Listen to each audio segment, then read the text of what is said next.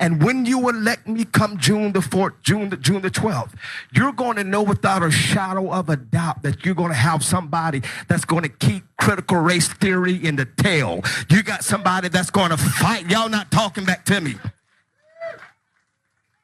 We do want to get critical race theory out of our schools, don't we? You're going to have somebody that's going to fight for our religious liberty, and we're going to kick Joe Biden in the head and tell that old man to retire because he don't need to be president no more, and we're going to re-elect the greatest president, the blackest president that we've ever had in the United States of America, and that's Donald J. Trump. That's Pastor Mark Burns. You may have heard of him before. We're gonna show you guys why you have. But he's running for a congressional seat, of course, for Republicans down in South Carolina, and apparently wants to kick Joe Biden in the head and get him out of there because that's what politics is about. He's also running on this platform of separation of church and state because that also makes sense. That's very American. Let's go to some of his thoughts here. He goes, "We need to replace God at the center of American politics. The separation between church and state was not designed to keep the church out of the government. It was designed to keep the government out of the church." Well, maybe the government should stop letting the church dodge taxes then. Anyway, Burns also said this, and he continued his remarks from that, and that's what the Miami Herald reported. So this is part of a freedom tour, an American freedom tour and all that, but also he believes in the voter fraud, as we talked about before, because if you're gonna support Donald Trump, you have to believe in that as well. Watch this.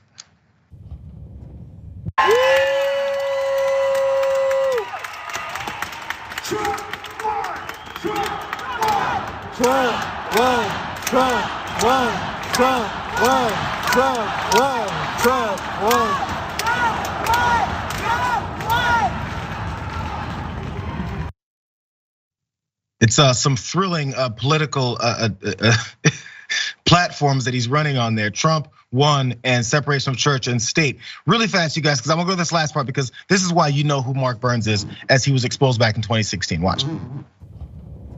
That can easily be manipulated by other people, and it can be manipulated by hackers. People can do and say and do and create whatever they want to create.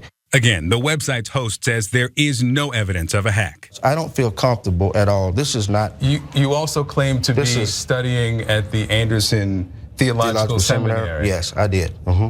Currently working on his Master of Theology and Pastoral Leadership, according to the church's website. We called them, you're not enrolled there, and you enrolled in 2008 and never advanced. Right, but you know how old this is? This has been updated. I think there's an updated profile on me that's on the website. So is it old or is it tampered?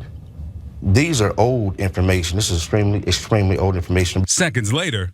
This is thank you so much. I really appreciate you coming. You just take this. Pastor Burns walked out, leaving us in his church.